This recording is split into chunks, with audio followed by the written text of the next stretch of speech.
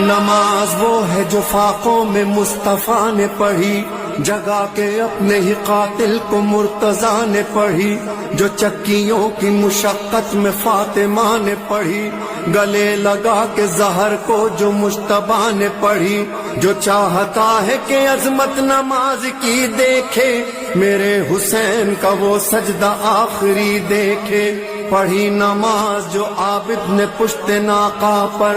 ادا کیا جس باقر نے سختیاں سہ کر، بیاں کیا جس جعفر نے برسر منبر، رکوع میں برسوں رہے جس کے کاظم مضطر، رضا نے لب پہ سری الرضا سجا کے پڑھی، تقی نے تقوی ابو طالبی بتا کے پڑھی، نقی نے نخوت باطل مٹا مٹا کے پڑھی، اور عسکری نے خبر آخری سنا کے پڑھی۔